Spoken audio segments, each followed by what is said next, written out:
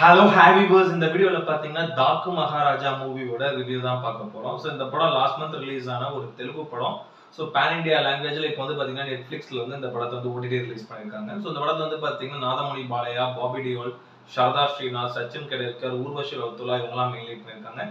Director Bobby கொல்லி இந்த படத்தை வந்து டைரக்ட் பண்ணிருக்காரு. ஆக்சுவலா இந்த டைரக்டர் மாதிரி நிறைய இந்த மாஸ் என்டர்டைனர்ஸா வந்து தெலுங்குல எடுத்த ஒரு டைரக்டர் தான். அதனால இந்த படம் வந்து பாத்தீங்கன்னா பாலையா பிளஸ் அந்த ஒரு தமிழ் மியூசிக் இந்த படத்துக்கு வந்து தமிழ் தான் மியூசிக் பண்ணிருக்காரு. அதனால வந்து அந்த பாலையா தமிழ் மியூசிக்னால அந்த ஒரு காம்பினேஷன் மாசா இருக்கும்.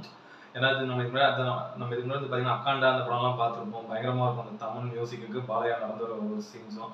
அப்படி இருக்கும் அந்த படத்துக்கு ஒரு சின்ன எக்ஸ்பெக்டேஷன் இருந்தது. சரி எப்படி இருக்கு, ஏன்னா நம்ம வந்து ட்ரைலர் பார்க்கும்போது ரொம்ப மாசா இருந்தது இந்த படத்துக்கு. என்னால் அப்போ தியேட்டர்ல அந்த படம் பார்க்க முடியல. சரி ஓடிடி ரிலீஸ் ஆனாலும் பார்க்கலாம், லைக் வந்து பாத்தீங்கன்னா தமிழ் வருஷனும் வரும் அப்படின்னு வெயிட் பண்ணி நான் பார்த்த படம் அது. ஸோ மெயினாக அதில் வந்து பார்த்தீங்கன்னா இந்த படத்தோட கதைன்றது வந்து பார்த்தீங்கன்னா ஒரு ஊரில் நல்ல ஒரு ஹில் ஸ்டேஷனில், ஹைதராபாத் பக்கத்தில் கூடிய ஒரு ஹில் ஸ்டேஷனில் அது வந்து பார்த்தீங்கன்னா ஒரு ஃபேமிலி வாழ்கிறாங்க. ஒரு நல்ல டீசெண்டான ஒரு ஃபேமிலி. அதுவும் என்ன அந்த ஃபேமிலியோட ஸோ ஹெட் வந்து பார்த்தீங்கன்னா அந்த ஒரு ஸ்கூல் வச்சு நடத்திட்டு வராரு. ஸோ அந்த ஸ்கூல் பிஸ்னஸ்லாம் நல்லா போகுது. அவருக்கு ஒரு பேத்தி இருக்காங்க. ஸோ அந்த பேத்தி வந்து பார்த்தீங்கன்னா ஒரு நாள் வந்து அவங்க நாயை வந்து ஓடுது அவங்க கிட்ட இருந்து. அவங்க கொஞ்சம் வெளியே போகும்போது அந்த நாய் வந்து ஓடுது. அந்த அந்த நாய் பின்னாடியே ஓடுறாங்க. ஓடனா அந்த நாய் அவங்க ஸோ ஏரியாலே இருக்கக்கூடிய அந்த ஒரு தோட்டத்துக்குள்ள ஒன்று போகுது. அந்த தோட்டமும் இவங்க தான் வச்சிருக்காங்க. ப்ளஸ் அவங்க ஒரு ஃபேக்ட்ரிக்கு வந்து இவங்க வந்து வாடகைக்கும் விட்டுருக்காங்க. அந்த ஃபேக்ட்ரிக்குள்ள போகுது. அங்கே போனால் அங்கே வந்து இல்லீகல் பிஸ்னஸ் பண்ணிட்டு இருக்க ஒருத்தவங்க அந்த நாயை பார்த்து ஏதோ ஒரு விதத்தில் வெறுப்பாய் அந்த நாயை அடிச்சு கொண்டாடுறாங்க. ஸோ அதை இந்த பொண்ணு அழுதுட்டே வந்து அவங்க தாத்தாட்ட சொல்லுது, இந்த மாதிரி வந்து இந்த நாயை அடிச்சு கொண்டுட்டாங்க அப்படின்னா அதுக்கு அவர் போய் நம்ம ஏரியாவில் வாடகைக்கு இருக்கவங்க, நம்ம இடத்துல வாடகைக்கு இருக்கவங்களே இந்த மாதிரிலாம் பண்றாங்களா, இதோ அவங்க மேலே நான் போலீஸ் கம்ப்ளைண்ட் கொடுக்குறேன் அப்படின்னு கம்ப்ளைண்ட் கொடுத்து அந்த மாதிரி இந்த இல்லீகலாகவும் பண்றாங்கன்றது தெரிஞ்சு அவங்க மேலே ஆக்ஷன் எடுத்து அந்த ஒரு ஃபேக்டரியை சீல் வச்சு மூடிடுறாங்க. அவங்களே அரெஸ்ட் பண்ணிடுறாங்க. ஸோ அவங்க யார் மேலே அவர் கம்ப்ளைண்ட் கொடுத்தாரோ அவங்களோட அண்ணன் வந்து பார்த்தீங்கன்னா பாலிடிக்ஸில் கொஞ்சம் ஒரு எம்எல்ஏவா இருக்காரு, ஒரு சில பொசிஷன் இருக்காரு அப்படின்ற போது அவர் வந்து மிரட்டுறாரு இவங்கள.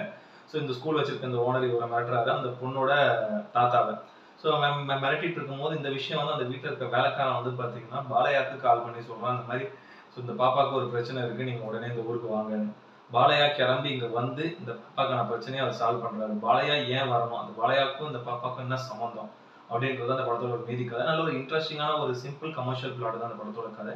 மெயினா பாலையா அவர் ஆக்டிங் வந்து பாத்தீங்கன்னா செமையா இருந்தது இந்த படத்துல. ஒவ்வொரு ஃப்ரேமும் சரி சூப்பரா பண்ணியிருந்தாரு. மாஸ் சீன்ஸா இருக்கட்டும், ஸ்டன் சீன்ஸா இருக்கட்டும், ஒரு அவரோட மேனரிசம், அவரோட அந்த பாடி லாங்குவேஜ் எல்லாமே பிரமாதமா இருந்தது. ஏன்னா ஜெனரலா வந்து பாத்தீங்கன்னா பாலையா படங்கள்ல அந்த ஒரு மாசு கொஞ்சம் ஒரு அளவுக்கு மீறி அந்த ஒரு லாஜிக்லாம் மறந்துட்டு வந்து தான் தேட்டர்ல வந்து படம் பார்க்கணும். அந்த மாதிரி தான் இந்த படம் வந்து பாத்தீங்கன்னா ஸ்டன் சீன்ஸ்லாம் பயங்கரமா பண்ணியிருக்காரு. ஃபர்ஸ்ட் ஹாஃப்ல வந்து அந்த ஒரு சிம்பிளான ஒரு கேரக்டராகவும், செகண்ட் ஹாஃப்ல அந்த ஒரு மகாராஜா கேரக்டர், அந்த ஊர்ல இருக்க அந்த ஒரு ஐஏஎஸ் ஆஃபீஸர் கலெக்டர் இதெல்லாம் லைக் அந்த ஒரு கேரக்டர் இதெல்லாம் வந்து ரொம்ப சூப்பரா பண்ணியிருந்தாரு. நிறைய இடங்கள்ல ஒவ்வொரு ஃப்ரேமுமே சரி செமையா இருந்தது. அவரோட ஆக்டிங் படத்தை ரொம்ப நல்லா நீட்டாவே பண்ணியிருந்தாரு. நிறைய சீன்ஸ் எஸ்பெஷலி அந்த ஒரு கிளைமேக்ஸ்ல ஒரு சீன் ஒன்று வரும். கையில வந்து ட்ரிப்ஸ் ஏற்றிட்டு இருப்பாரு. அந்த ட்ரிப்ஸ் ஏற்றின இதோடய வந்து அவங்க குடும்பத்துக்கு ஒரு பிரச்சனை போது ஒரு ஃபைட் ஒன்று பண்ணுவாரு. அதெல்லாம் சூப்பரா இருந்தது இந்த படத்துல. மெயினா அந்த மாதிரி பாபி தியோல் அந்த படத்துல வில்லனா பண்ணியிருக்காரு. ஒரு நார்மல் ஒரு கேரக்டர் தான். அவர் கேரக்டர் கொஞ்சம் ஸ்ட்ராங்கா எழுதிருக்கலாம், பட் ஓரளவு டீசெண்டா பண்ணிருக்காங்க. அவரோட கேரக்டர், அவரோட வில்லனிசம் எல்லாமே ஓரளவு கொஞ்சம் நல்லா ஒர்க் அவுட் ஆயிருந்தது. இந்த படத்துல கொஞ்சம் பெட்டரா பண்ணிருக்கலாம். அவரோட கேரக்டர் கொஞ்சம் நல்லாவே டிசைன் பண்ணிருக்கலாம் அப்படின்ற மாதிரி எனக்கு பர்சனலா பண்ணுது. அதே மாதிரி சாரதா ஸ்ரீநாத் அவங்க இந்த படத்துல வந்து ஒரு முக்கியமான ஒரு கேரக்டர் ரோல் பண்ணிருக்காங்க. ஒரு கலெக்டர் ரோல் பண்ணிருக்காங்க. நல்லா அந்த அவரோட கேரக்டரும் ஸோ கதைக்கு ரொம்ப முக்கியமான ஒரு கேரக்டரா வருது. ரொம்ப சிம்பிளா வந்துட்டு போற கேரக்டரா இல்லாம இந்த படத்துக்கு அவ்வளவு முக்கியத்துவமான ஒரு கேரக்டரா தான் அவங்களுக்கு கொடுத்திருந்தாரு டேரக்டர். அவங்களும் ரொம்ப நல்லா சூப்பராகவே நடிச்சிருந்தாங்க. படத்துல நிறைய எமோஷனல் சீன்ஸ் எல்லாமே நல்லா சூப்பரா பண்ணியிருந்தாங்க. அதே மாதிரி சச்சின் கெதேர்கர் அவர் வந்து அந்த ஒரு ஸ்கூல் ஓனராகவும் அந்த பாப்பா குழந்தைக்கு ஒரு தாத்தாவாகவும் ரோல் பண்ணியிருக்காரு. அவரோட கேரக்டரும் நல்லா இந்த படத்துல ஒரு சிம்பிளான ஒரு ரோல் தான், நல்லா நீட்டா பண்ணியிருந்தாரு அவர். அதே மாதிரி ஊர்வஷி ரவுத்துலா அவங்க வந்து பாத்தீங்கன்னா ஒரு சப் இன்ஸ்பெக்டரா ரோல் பண்ணியிருக்காங்க. படத்துல ஒரு 2-3 சீன் வராங்க. அதே மாதிரி பாலையாக்கு பேர் மாதிரி வராங்க. வந்து ஒரு சில 2-3 சாங்ஸ்ல டான்ஸ் ஆடிட்டு போறாங்க. ஸோ அவங்க பெர்ஃபார்மன்ஸும் நல்லா இருந்தது. அதே மாதிரி வந்து பிரக்யா ஜெய்ஸ்வால் அவங்க வந்து பாத்தீங்கன்னா பாலையாக்கு ஒய்ஃபா ஒரு ரோல் ஒன்று பண்ணியிருக்காங்க. நல்லா இந்த அவங்க கேரக்டர் ரொம்ப வந்து சப்போர்ட்டிவான ஒரு ரோல். பிளஸ் ஒரு சில சீன்ஸ்லாம் அவங்களோட டைலாக் டெலிவரிலாம் ரொம்ப சூப்பராக இருந்தது. அவங்களுக்கு வச்சு ஒரு சில சீன்ஸ் எல்லாமே ரொம்ப நல்லாவும் இருந்தது, கொஞ்சம் எமோஷனலாகவும் இருந்தது. அதே வந்து பாத்தீங்கன்னா மர்கன் தேஷ்பாண்டே அவர் வந்து பாத்தீங்கன்னா பாலையாவோட அந்த ஒரு ஹெச்மேனா ரோல் பண்ணியிருக்காரு. அந்த பாலையா அவங்க வச்சிருக்க அந்த ஒரு டீம்ல அவர் வந்து ஒரு ஒன் ஆஃப் த ஒரு படைத்தலைவர் அப்படின்ற மாதிரியான ஒரு ரோல் தான் வருது. அவரும் வந்து பாத்தீங்கன்னா மாறு விஷயத்துல இங்க வந்து இந்த இடத்துல இந்த வீட்டுல வந்து அவர் வந்து வேலைக்காரனா இருக்கிறதுலாம் பிளஸ் அங்க ஒரு எலிவேஷன் சீன் அவருக்கு ஒன்று வரும். எப்படின்னா இந்த நீங்க விக்ரம் படத்துல வந்து பாத்தீங்கன்னா இந்த ஏஜென்ட் தீனா அப்படின்ற அந்த ஒரு எலிவேஷன் சீன் ஒன்று வரும், ஒரு டிரான்ஸ்ஃபர்மேஷன் சீன். அந்த மாதிரியான ஒரு சீன் இவர்கிட்டயும் இருக்கு. இங்கேயும் ஒரு சீன் இவர்கிட்ட இருக்கு. செமையா இருந்தது. அது உண்மையிலே நல்லா நீட்டா பண்ணியிருந்தாரு. அதே மாதிரி தீபராஜ் ராணா அவர் வந்து இந்த படத்துல செகண்ட் வில்லனா பண்ணியிருக்காரு. அவரோட வில்லனிசம் ஓரளவு ஓகே அப்படின்னு தான் சொல்லுவாங்க. விடிவி கணேஷ் அவரு இதுல வந்து பாத்தீங்கன்னா எஸ்பியா ரோல் பண்ணியிருக்காரு. ஒரு சின்ன 2-3 சீன்ஸ் தான் வராரு. பட் இது தமிழ் டப்பிங்ல பார்க்கும்போது அவரோட வாய்ஸ்க்கே டப் கொடுத்துருக்காங்க. ஏதோ விடிவி வாய்ஸே வேற யாரோ மிமிக்ரி பண்ண மாதிரி தான் அது விடிவி கணேஷோட வாய்ஸ். பட் ஓரளவு சின்ன கேரக்டர் தான் நல்லா நீட்டாவே பண்ணியிருந்தாரு. அது மாதிரி ஷைன் டாம் சோகா அவர் வந்து பார்த்தீங்கன்னா ஸ்பெஷல் ஸ்குவாட் கிரைம் இன்ஸ்பெக்டரா ஒரு ரோல் பண்ணியிருக்காரு படத்துல. ஒரு முக்கியமான ஒரு கேரக்டர் தான் அவரும். அவரும் நல்லா நீட்டாவே பண்ணியிருந்தாரு. மெயினா மியூசிக்கை பொறுத்த வரைக்கும் தமன் வேற லெவல்ல பிரிச்சு மேய்ஞ்சிட்டு இருக்காரு இந்த படத்துல. மியூசிக் ஒவ்வொரு சீனுமே மியூசிக் அப்படி இருக்கு, பயங்கரமா எலவேட் ஆகுது ஒரு ஒரு சீனும். படம் ஃபுல்லாமே மியூசிக் வந்து பாத்தீங்கன்னா நல்ல சவுண்ட் எஃபெக்ட் இருக்க தியேட்டர்ல. அட்லீஸ்ட் இப்போ தியேட்டர்ல பார்க்கும்போது ஓடிடியில் வந்ததுனால நல்ல ஒரு ஹோம் தியேட்டர் இருக்கு, நல்ல ஸ்பீக்கர்ஸ் வச்சிருக்கக்கூடிய ஒரு ஹோம் தியேட்டர்ல வீட்டில் உட்காந்து பாத்தீங்கன்னா வேற லெவல்ல ஃபீல் பண்ணுவீங்க. ஒரு ஒரு சீனுமே அவரோட பேக்ரவுண்ட் ஸ்கோர்ல இந்த பாலையா நடந்த ஒவ்வொரு சீனும் அவ்வளோ ஒரு கூஸ் பம்ப்ஸ் ஆகும். ஒவ்வொரு ஃப்ரேமுமே அவ்வளோ மாசா இருக்கு. மெயினா தமன் வந்து பாத்தீங்கன்னா தெலுங்கு இண்டஸ்ட்ரியில பயங்கரமா பேக்ரவுண்ட் ஸ்கோர் போடுவாரு.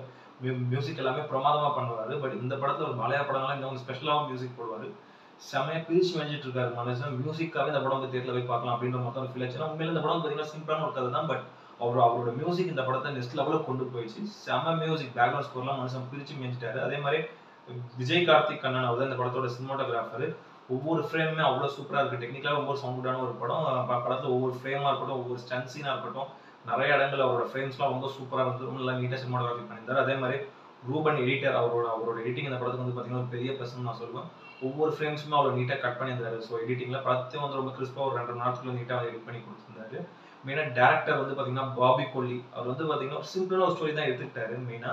ஸோ ஸ்க்ரீன் பிளேவும் வந்து பாத்தீங்கன்னா ஒரு நீட்டான ஒரு நார்மலான ஒரு கமர்ஷியல் ஸ்பேஸ்க்கான ஒரு ஸ்க்ரீன் பிளே தான். பெருசா அந்த அளவுக்கு எதுவும் லேக் இல்லாம ஒரு சிம்பிளான ஒரு ப்ரிடிக்டபிளான ஒரு ஸ்டோரி தான். அது வந்து ரொம்ப நல்லா நீட்டா ப்ரெசென்ட் பண்ணியிருந்தாரு. மேக்கிங்கை பொறுத்த வரைக்கும் ரொம்ப ரிச் அண்ட் கிராண்ட் விஷுவலா நிறைய ப்ரொடக்ஷன் ஒர்க்கே அவ்வளோ பயங்கரமா இருந்தது. உள்ள ப்ரொடக்ஷன் ஒர்க்கோட டீமும் அவ்வளோ சூப்பரா பண்ணியிருந்தாரு.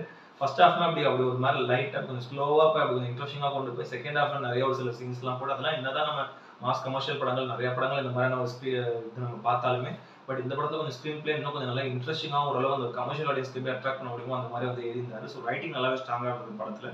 கொஞ்சம் சொதப்பி இருந்தா கூட இந்த படம்லாம் வந்து ரொம்ப ஒரு ஆவரேஜா போயிருக்கும். பட் அது ரொம்ப நல்லா நீட்டா பண்ணியிருந்தாரு. மெயினா ஸோ இவரோட டேரக்ஷனும் தமனோட அந்த ஒரு பேக்ரவுண்ட் ஸ்கோரும் பிளஸ் பாலையா அவரோட அந்த ஒரு ஃப்ரேம் அவரோட மாஸ் மூமெண்ட்ஸுமே படத்துக்கு ஒரு பெரிய பிளஸா தான் நான் பார்த்தேன். ஃபர்ஸ்ட் ஹாஃபும் சரி, செகண்ட் ஹாஃபும் சரி எனக்கு பெருசா எந்த அளவுக்கு எனக்கு இந்த படத்துல பெருசா லேகா எனக்கு படல. சாங்ஸ் அந்த அளவுக்கு பெருசா அது இம்ப்ரெசிவா இல்லை. பட் பேக்ரவுண்ட் ஸ்கோர்லாம் ரொம்ப நீட்டாவும் தமன் போட்டுருந்ததுனால அது வந்து பாத்தீங்கன்னா சூப்பரா இருந்தது. ஒரு ஸ்டன் சீனா இருக்கட்டும், நம்ம வந்து நம்ம இந்த மாதிரி படங்கள் வந்து நம்ம பெருசா அந்த லாஜிக்லாம் தூக்கி போட்டு தான் அந்த படம் பார்க்கணும். ஏன்னா உள்ள லாஜிக்கா பாத்தீங்கன்னா ஒரு சில இடங்கள்ல படத்துல லாஜிக் மிஸ்டேக் நிறையவே இருக்கு.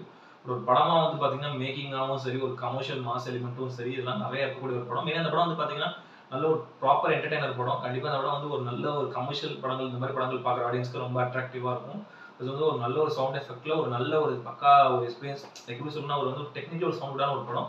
ஒரு ஒரு யூஷுவல் ஸ்டோரி அந்த மாதிரியான ஒரு படம் தான் அது. ஒரு நல்ல ஒரு ஒன் டைம் டீசன்ட் வாட்ச். இது ரொம்ப போர் அடிச்சதுன்னா வீட்டில் உட்காந்து ஹோம் தியேட்டர்ல போட்டு நல்ல ஒரு சவுண்ட் எஃபெக்டோட பாருங்க. ஒரு நல்ல நீட்டான ஒரு படம். மேல வந்து பாலையா இப்போ ரீசெண்டாக பண்ற படங்கள்லாம் ஒரு சில படங்கள் ரொம்ப நல்லாவே இருக்கு. ரொம்ப நல்லா நீட்டா பண்ணிட்டு வராரு. பழைய கதைகளா எடுத்து பண்ணாலும் அவரோட ஏஜுக்கு அந்த ஒரு ஸ்க்ரீன் பிரசன்ஸ் அந்த மாஸ் எலிமெண்ட்ஸ்லாம் இன்னும் செம்மையா பண்ணிட்டு தான் இருக்காரு. ஏன்னா பாபி கொல்லி அவரோட டைரக்ஷன் இந்த படத்துல ரொம்ப தரமா இருந்தது. அதான் இந்த படம் ஹிட் ஆனதுக்கு ஒரு பெரிய காரணம் நான் சொல்லுவேன். ஏன்னா வந்து பாத்தீங்கன்னா சிம்பிள் கதை, உண்மையில வந்து சிம்பிள் கதை, screen play usual screen play தான். பட் அப்படி வந்து பாத்தீங்கன்னா அந்த ஒரு டெக்னிக்கல் டீம் அதை நல்லா அப்படி தூக்கி ஓரளவுக்கு கொண்டு போய் வந்து ஆடியன்ஸை பார்க்குற அளவுக்கு உட்கார வச்சிட்டாங்க. அந்த மாதிரி ஒரு படம் தான் வந்து ஒரு நல்ல நீட்டான ஒரு ஒன் டைம் வாட்ச். இந்த படத்துக்கு ஒரு ரேட்டிங் வந்து பாத்தீங்கன்னா 10க்கு வந்து ஒரு 7 கொடுப்பேன். அந்த அளவுக்கு ஒரு ஒர்த்தான ஒரு ஒன் டைம் டீசன்ட் வாட்ச் இது. இந்த படம் வந்து பாத்தீங்கன்னா நெட்ஃபிளிக்ஸ்ல இருக்கு. ஸோ டைம் கிடைக்கும்போது பாருங்க, என்ஜாய் பண்ணுங்க. இந்த வீடியோ பிடிச்சிருந்தா லைக் பண்ணுங்க, கமெண்ட் பண்ணுங்க, ஷேர் பண்ணுங்க, இந்த சேனலை சப்ஸ்கிரைப் பண்ணுங்க. இந்த வீடியோ லிங்க் உங்க ஃப்ரெண்ட்ஸ் எல்லாருக்கும் ஷேர் பண்ணுங்க. வேற ஒரு நல்ல வீடியோ மீட் பண்ணலாம். Okay friends, thank you, by.